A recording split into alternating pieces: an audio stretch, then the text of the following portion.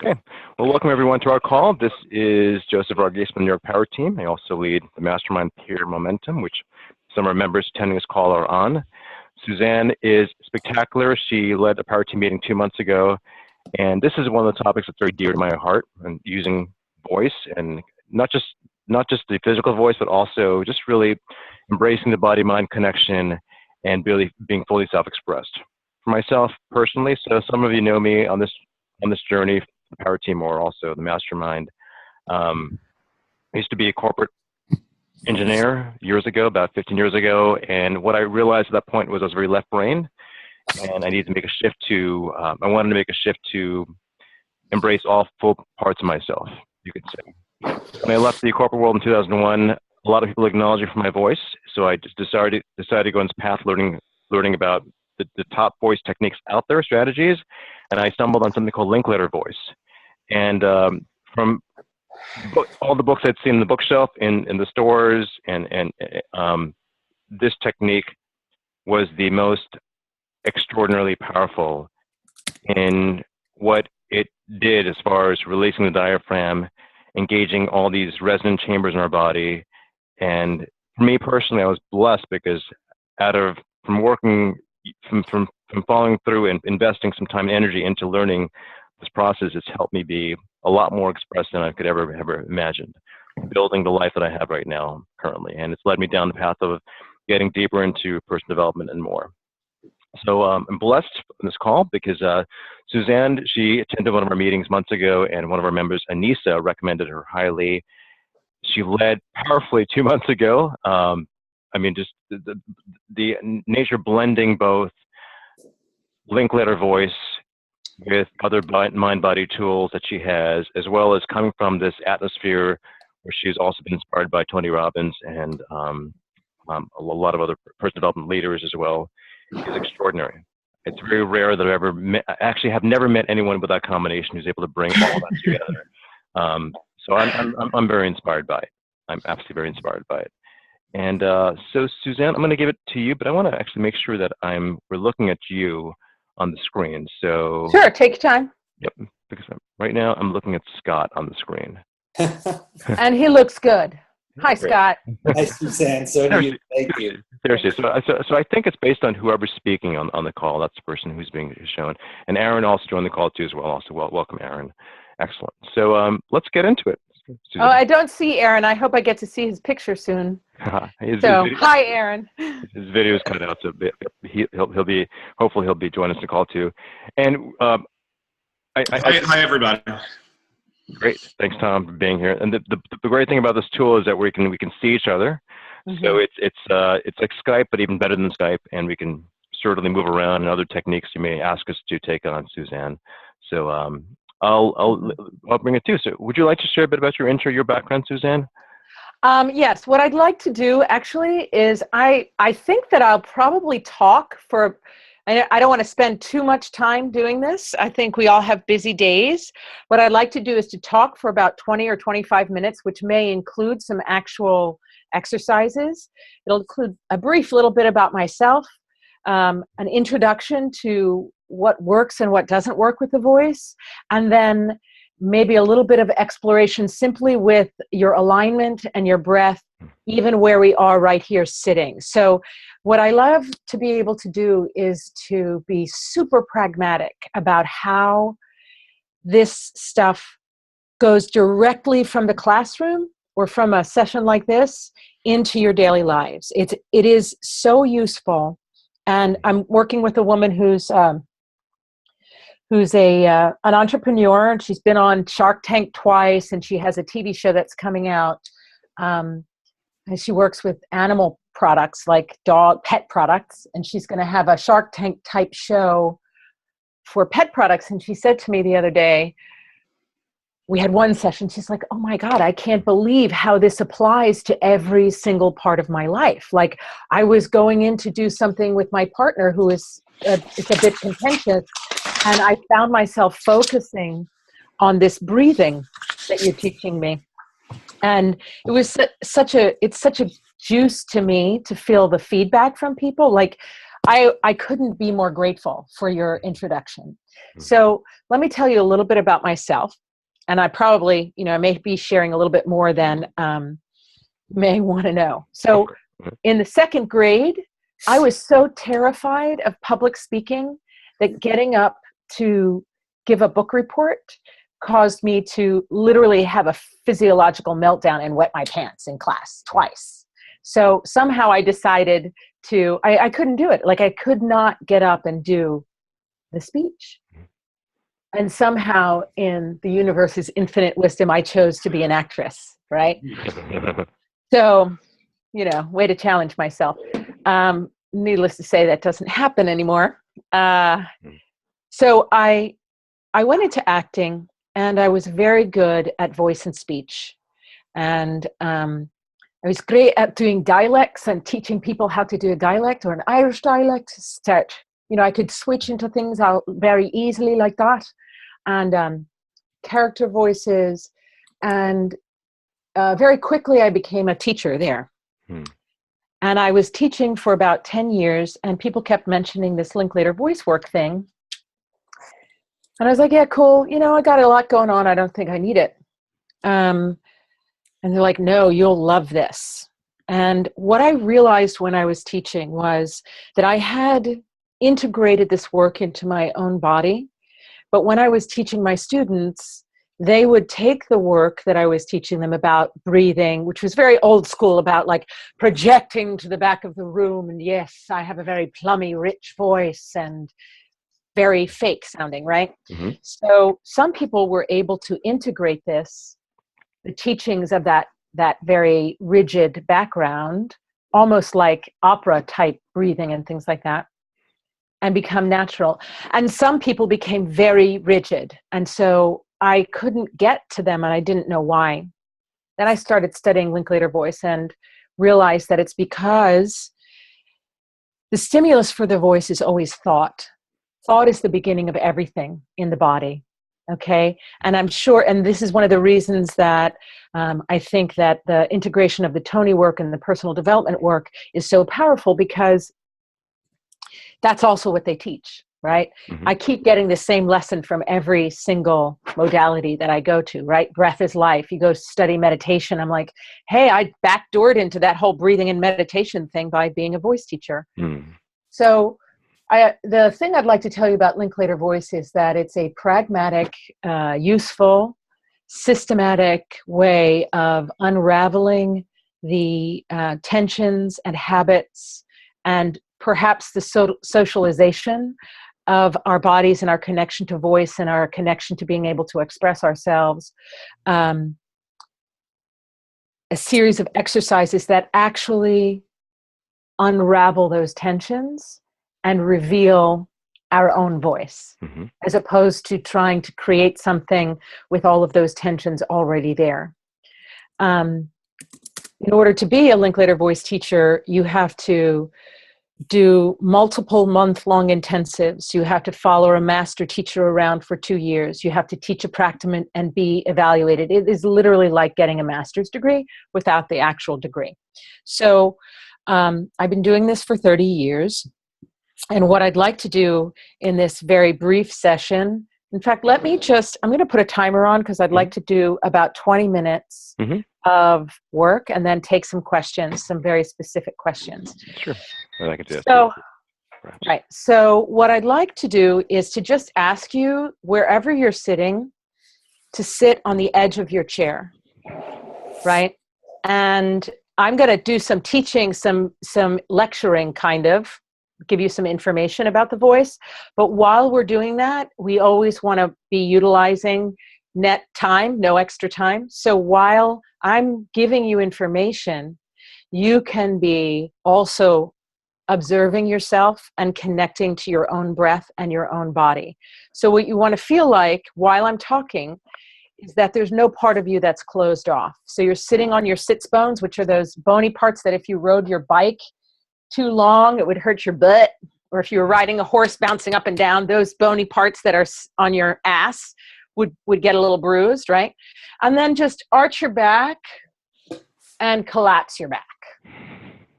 Arch your back and collapse your back. Now, find that middle place where you're neither arching your back nor collapsing your back. And one of the little secrets may be to imagine that there's a balloon coming from the top of your head. And in the voice work that we do in the workshops that are coming up, we'll probably spend an hour to an hour and a half on alignment and body awareness. Physical awareness is the first step, right? The other thing you want to do is think of your eyes looking out over the horizon. So you don't want to do this because, again, we're working with the voice, which a lot of the apparatus of the voice is in your neck. You don't want to collapse your neck.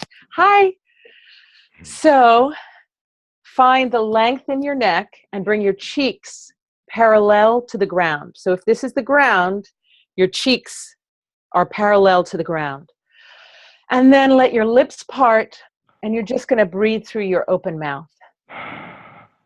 Now, this may feel odd, but the reason that I'm asking you to do this is because this is the kind of breath that most naturally mimics the breathing that we do when we are engaged in inspired conversation, right? Or inspired speaking. So we don't normally breathe in through our nose and then speak, breathe in through our nose and then speak. So everything that I'm doing is layering onto an actual process. So as you're sitting there, just notice if you've stopped breathing. And then if you have, pat yourself on the back, like we do with Tony, and say, good job for noticing, let me breathe, right? So getting the whip out is not going to help you. Put your hand on your belly, one hand on your belly. And then sigh, just a sigh of relief. Just breath, right? Perfect. So I want to tell you a little bit about how the voice works. And as I'm doing this, periodically check in with your breathing. Again, if you feel dizzy at any point, just close your mouth, put your teeth together, and breathe through your nose. This is probably more oxygen than you're used to getting, and we're not moving around in an aerobics class. So take care of yourself. I don't want you to pass out. So what happens is when the body is working well, we have a thought that we want to express, right? This could be a very simple thought like hi, or it could be something exuberant, or it could be something filled with rage. But we have this thought. And that thought stimulates the diaphragm. The diaphragm is a beautiful muscle, dome-shaped muscle that is across the whole center of your body. I'm going to point my camera down towards my body now. So it runs across the whole body, domed like this. It connects into the ribs, the front ribs, and it connects all the way into the spine.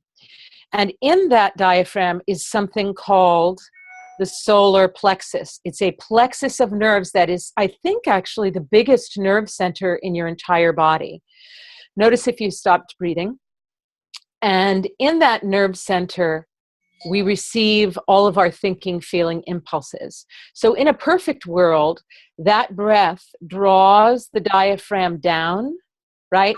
The muscles, that thought draws the diaphragm down. The muscles around the diaphragm, the muscles in the rib cage and the belly, pull the diaphragm down. It doesn't move on its own, okay? And the other interesting thing about the diaphragm is that it's a muscle. The process of breathing will happen whether you're conscious of it or unconscious. It's autonomic, right?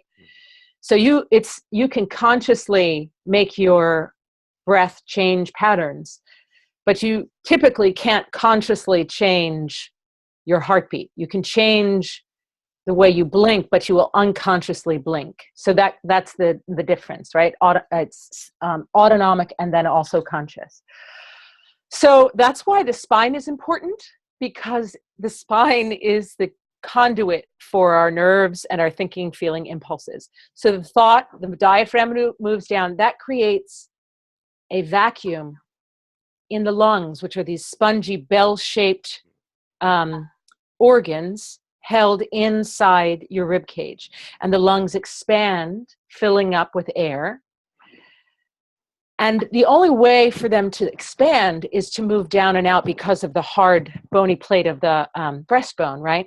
So in a perfect world, there's no tension in your body. The thought comes in, the breath is stimulated, the lungs expand down and out beautifully. Your belly moves, it moves your organs, your ribs move a little bit depending upon the need that you have to express. And then that air comes up and under the vocal folds. The vocal folds are fleshy folds inside the inside the vocal box that look like this when they're not being in use. When they're in use, the tiny tendons and muscles bring them in alignment with each other, and the air comes underneath and undulates them, right? That undulation creates the vibration. And without the resonating spaces in your body, that vibration sounds a little bit like a string being plucked without the guitar being behind it. So it's like, it doesn't have a lot of sound, right? Notice if you have stopped breathing and take a breath. So that vibration then gets resounded or resonated in the sinuses, the oral cavity, and the chest cavity, right? So what is that? It is the vibration of your thinking, feeling impulse that's been stimulated, brought the breath in, and then it resounds or bounces around the inside of your body to make a rich, full sound. And in that perfect world, there's no tension to stop that vibration. Then it passes out through your mouth and is shaped from that pure emotion into articulate thought. So the lips and tongue then come in contact with each other, or the surfaces in the mouth to create words that mean something. So the beginning of everything is that feeling impulse, that need to communicate. So in a perfect world, you have a thought, stimulates the diaphragm expands, the lungs open up, the air comes up underneath the vocal folds, the mouth then shapes the sounds into a perfect meaning, and I say, "Hi, Joseph, I'm so glad to see you." And that breath and that thought match. In an imperfect world, we have dual desires. Again, this goes right back to the whole Tony Robbins thing, right? When you have linked up two different emotions to the thing that you desire, right? So you want to be in a relationship and you don't want to get hurt. You want to communicate and you don't want to take a risk. You don't want to be rejected, right? So, and particularly in our world, we have become veiled in our communication. So there's a story that I like to tell about this, which is called the chocolate chip cookie story. So there's a little boy in the room next to his mother, and he is playing quietly, and he's having a great time, and he's playing with Legos or whatever he's got, and he's, doing things, and he has a need, a deep life and death pang, a need for a chocolate chip cookie. And he goes into his mother and he says, "Mommy, I want a chocolate chip cookie now," because, you can make demands like that when you're 4. And his mom looks at him and says, "Oh, that's not okay. When you learn how to ask for that chocolate chip cookie nicely, maybe you'll get it." And he's devastated. He goes out. He doesn't get the chocolate chip cookie. And he is really devastated because at 4, that is a life and death need, a pang that hits you in your belly.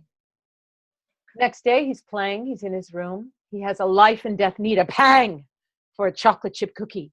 And he goes into his mother and he says, before he says anything, he remembers. And he's a smart young man. And he says, "Mommy, could I please have a chocolate chip cookie?"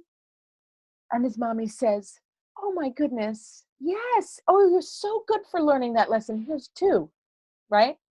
So what he's learned to do is to suppress his initial impulses, which is okay. That's fine. We live in communities and we live in societies. And if we all followed our impulses, it would truly be chaos. I mean, enough people do follow their impulses inappropriately that it creates a lot of problems. So we all understand that, right? I might commit murder. But it's rewired his physiology in some sense by repeatedly doing that over years, right? Right. So, right. So what we're going to talk about now is how did he do that? The only way to do that is through your muscles, right?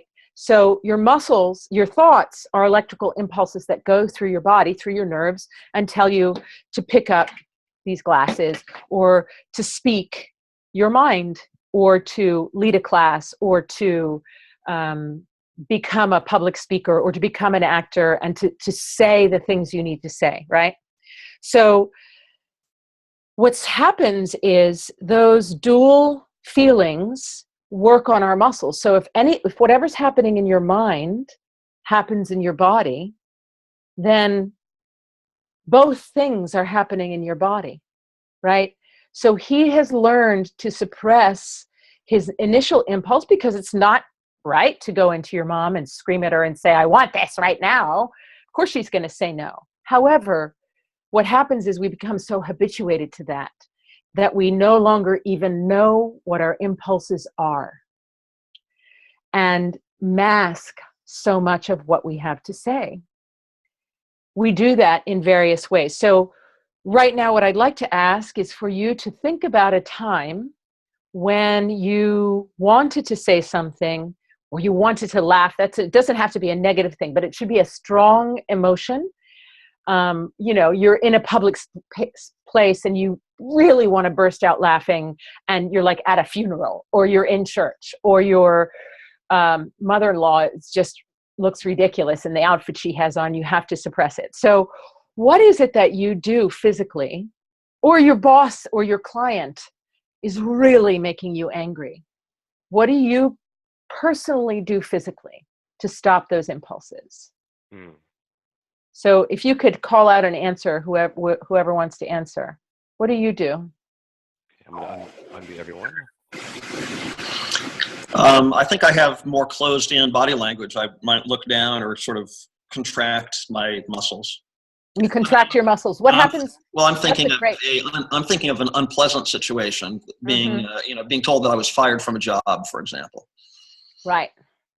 That's great. And just notice as you talk about that, what happens to your facial mask, what happens to your tongue, what happens to your throat, right? Mm-hmm. Who else? Anybody else? Yes. I make this kind of fist with my thumb inside. Right. And it's sort of like a tension, fear, anger kind of thing. Right. And then I shut my eyes and I try to breathe. Wow. Right. So you try to dissipate it. Yes. Right. Cool. Any other shares about that? I just get really intense and take a deep breath. Intense. So I'm going to ask for very specific responses. So intense, what does that mean? I feel like my willpower at that moment is just like, all right, hold it in. Right. Okay. So what I'm asking is you're showing me. So what you're doing is you're saying it looks like you're contracting your muscles, right? What do you feel in your throat when you think about it? Think about really wanting to say what that thing is. What happens in your throat? It feels like it's stunted for me, right? Yeah. That's what happens with your tongue? Mine goes down. Yours goes down. Does anybody's press to the roof of their mouth? Anybody swallow? So all of those things are intrinsically connected in controlling that impulse. That's not wrong. It's just we need to be aware of those and notice that we're not actually able in that moment to express that thinking, feeling impulse, that meaning that lives inside of us, right? So the problem is that becomes habituated, right? And we become socialized and we become polite. Sometimes we walk around with that tension all the time. My modus operandi was to smile all the time. Yeah, okay, that's fine. No worries. Yeah, that's fine. No, I'll stay late. That's great. No, I can get that done for you right now, or whatever it is. No, I'm not upset with you. And these processes then build muscular habits. Mm-hmm. And then the body being so helpful, Our psyches and our bodies want to serve us. So the next time we're in that conversation and we're going into our boss or whomever it is, whatever the circumstance is for us, or going up to speak publicly, our body starts responding without our input. And that's how it becomes habituated, right? And the process of shifting that is the process of unraveling physical tensions, and it's the process of self-awareness. And that's why it's so intrinsically connected to personal development work as well, because it is about self-awareness. So, you know, as we work through what starts off as the body work, we do a lot of relaxation, we do stretching, we do physical awareness, we roll up and down through the spine to become aligned in our spine. And then you have this miraculous feeling of being opened up to the process of your voice. And here's another thing that's very interesting, that we think we speak with our faces and our heads, right? Like our mouth is where we speak.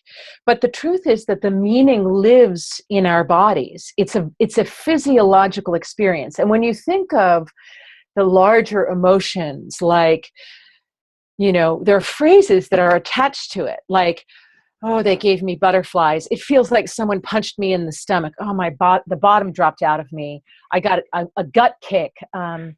Bite your tongue, keep a stiff upper lip. All of those things come out of the real process of what we're feeling. It made my heart sing, right? Those kinds of things. Yeah. So it's like stuck emotions in the body, right? And that can also lead into, people have studied health, that can lead into disease in a lot of ways too, over right. a lifetime, years, day in, day out, of kind of holding our breath, perhaps, not really. Oh my God. being So there's so many things that dovetail into this, like spirituality, health, Louise Hay, Tony Robbins, every spiritual practice in the world. I mean, how long can you live without food? How long can you live without water? How long can you live without air, which is the most important nutrient, and how much time do we ever actually give to thinking about breathing?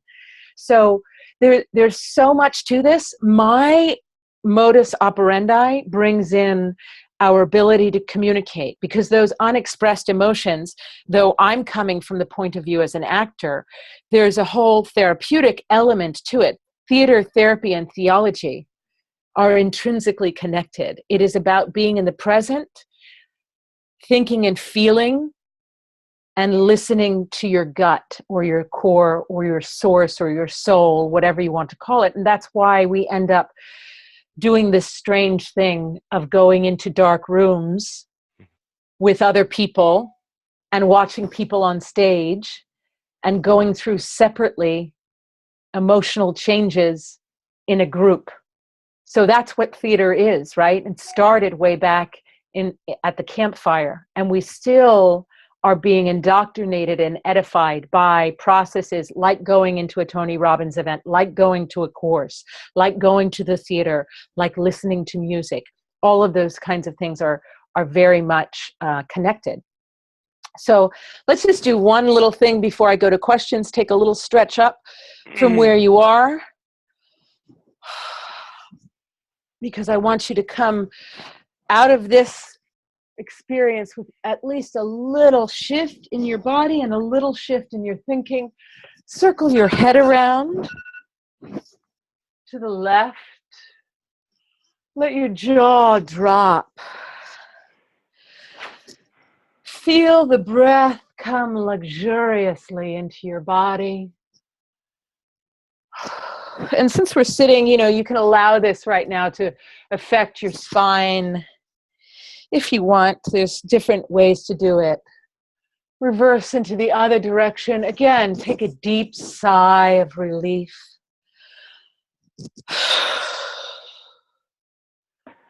Come back into alignment. Let your jaw drop. And allow a yawn to happen in your belly. Think of that yawn happening in the middle of your belly. Just stretch.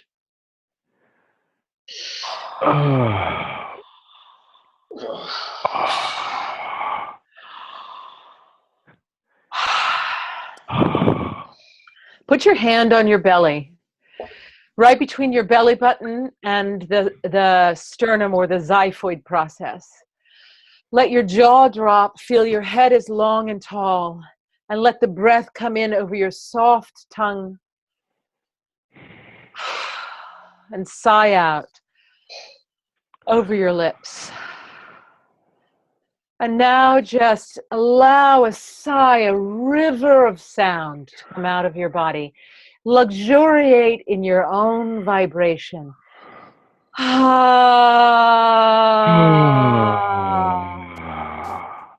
Like a pleasurable moan. Don't even worry about how weird it sounds.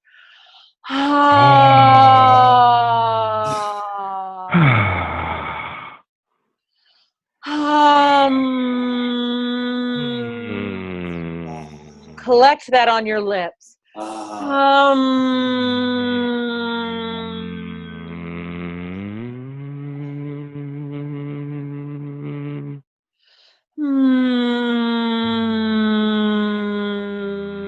Feel the buzz and the tickling on your lips.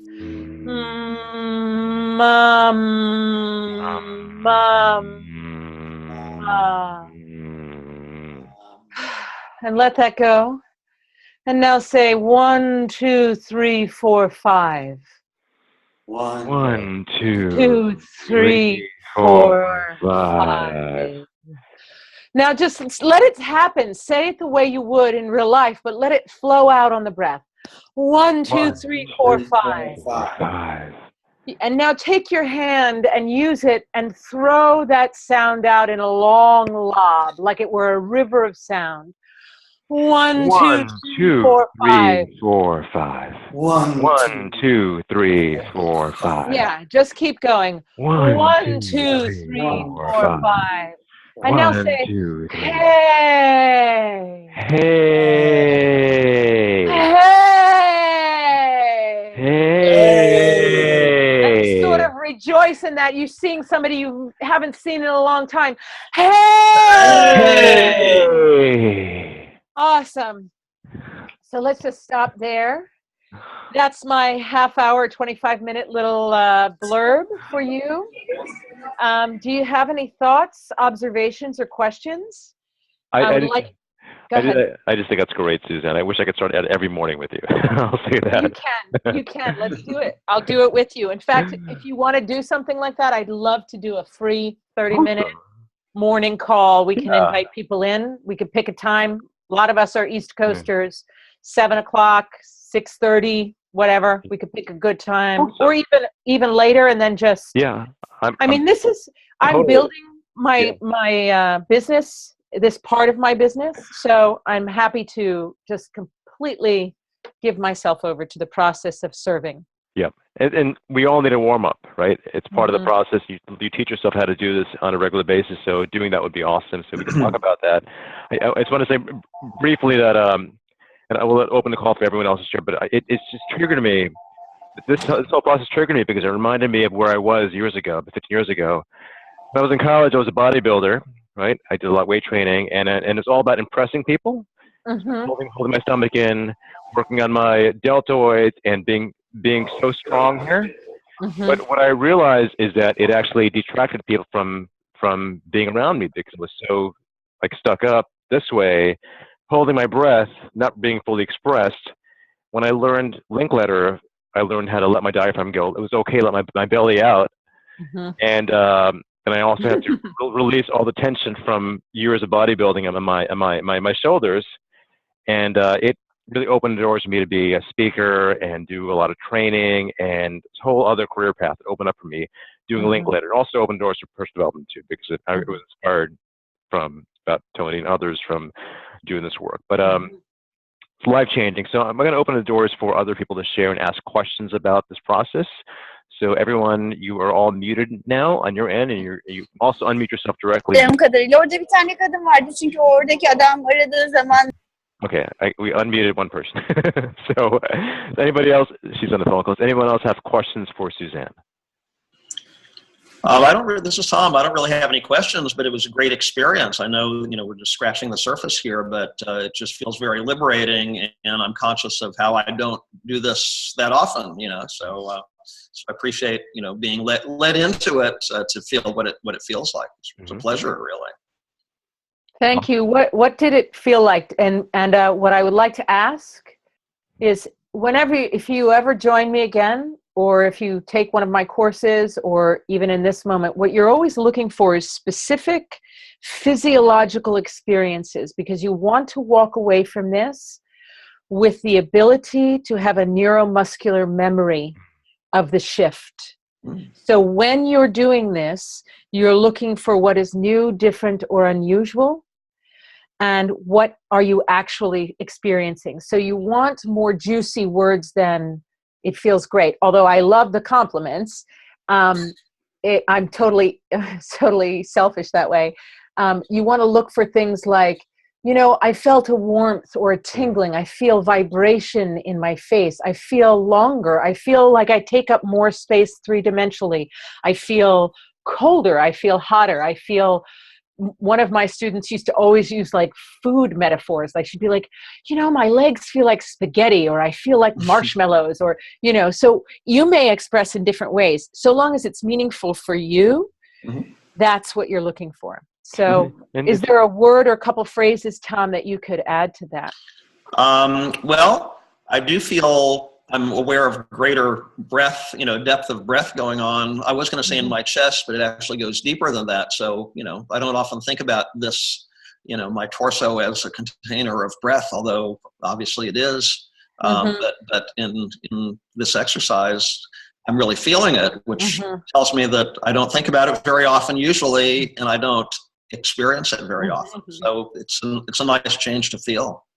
Thank you so much. So happy. Yeah, thank you. Awesome. Anybody else want to share their experience? Which what I'm gathering from Susanne is about the experience you're getting out of this, because it is when you're in the experience of it, you're in the beingness of it, and that allows you to build more of a consistent habit versus being stuck, or being controlled by something that just happened. So that's what I gathered by her question there. I can tell you something about it. Go for it, Scott. Yeah, actually, this is a really interesting that this came to me today here.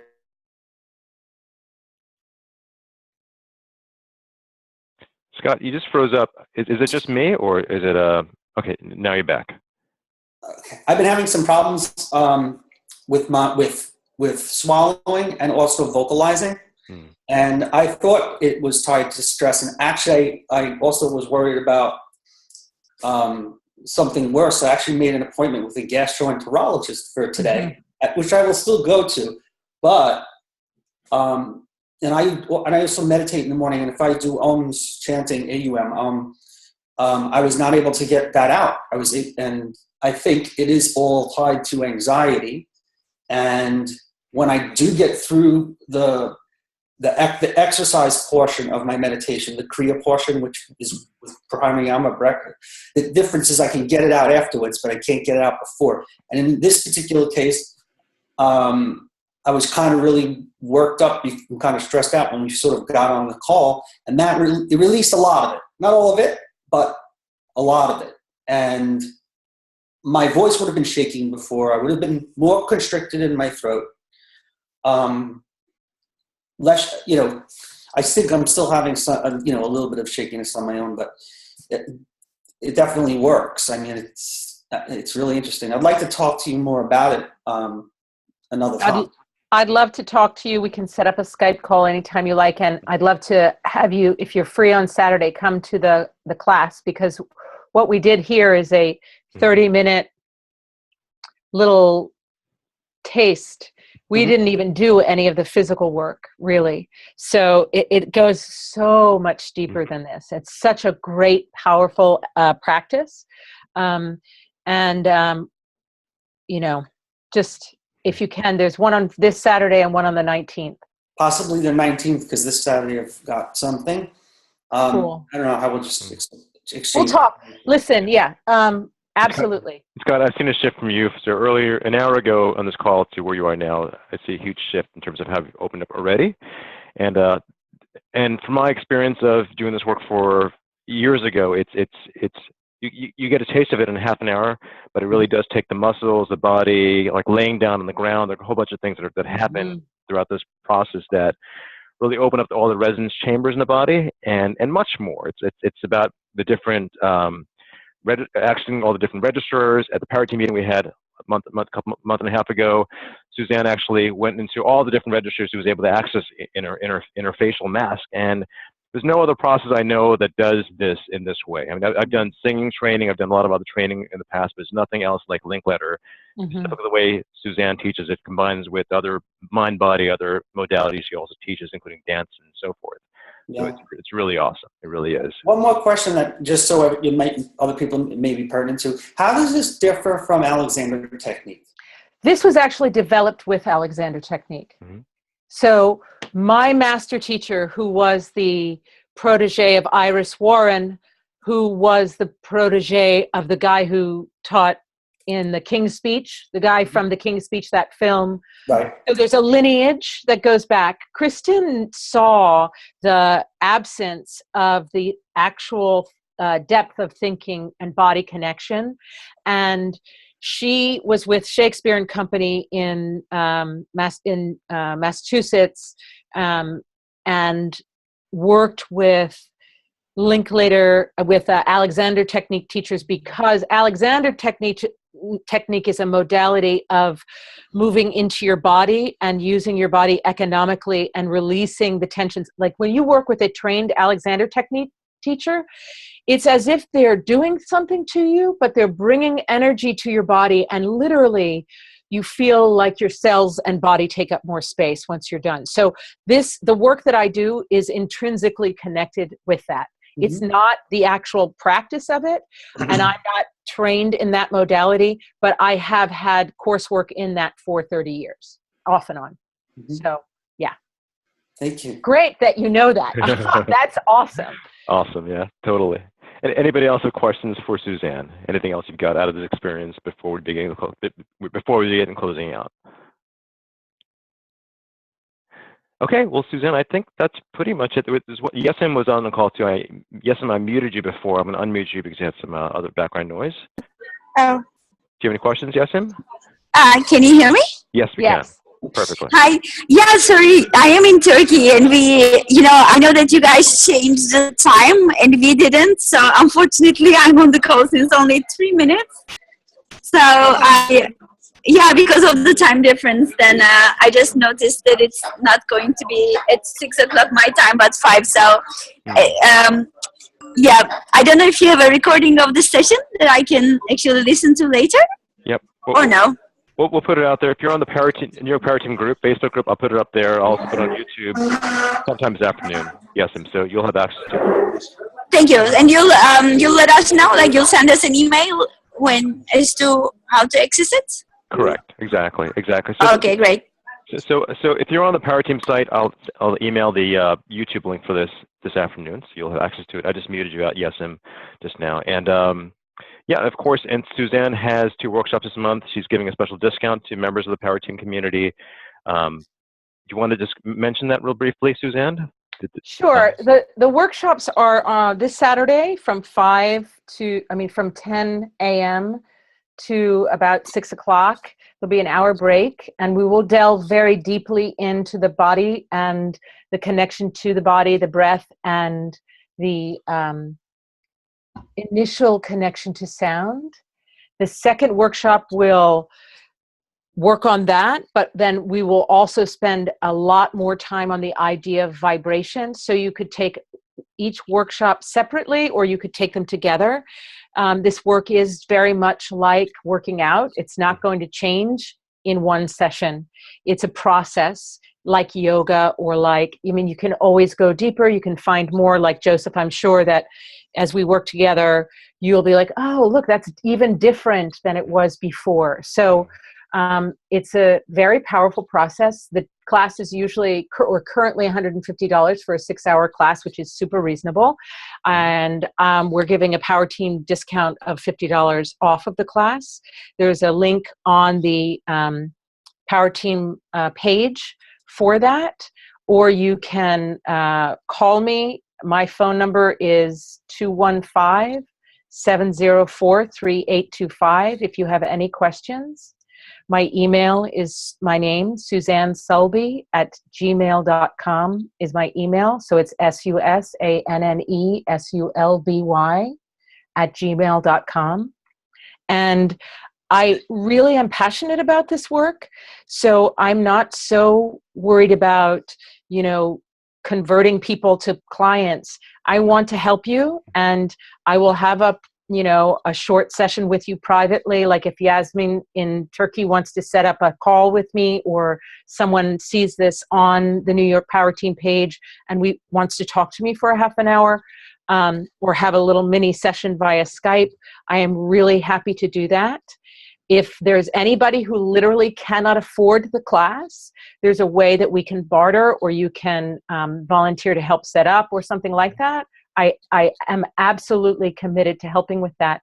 There's also, I may not actually do it on this first week, but I also teach chakra dance, which is another great modality for opening up your body and connecting and healing just living in life or past traumas. And so I'll be doing an introductory workshop on the 19th in the evening, and possibly on the 5th, depending upon how many people can make it. So if you can make this Saturday or November 19th, and then I'll continue to add future classes. It's really great, Susanne. Awesome. This technique for me has changed my life when I started this 15 years ago. And for me, it's the first piece of unraveling the onion.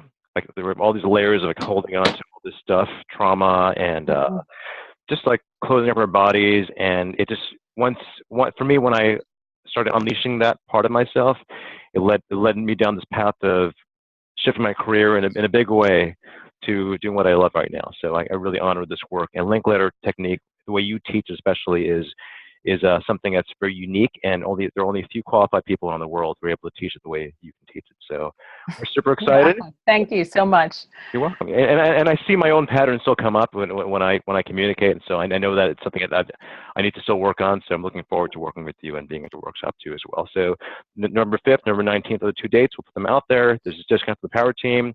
And I'll put this video on YouTube so we can all access it later on, whoever chooses to. Thank you so much. It's been a pleasure having you in this call. Thank you. We'll connect with you soon. Thanks, Susanne. Call me. Okay. Bye. Bye-bye.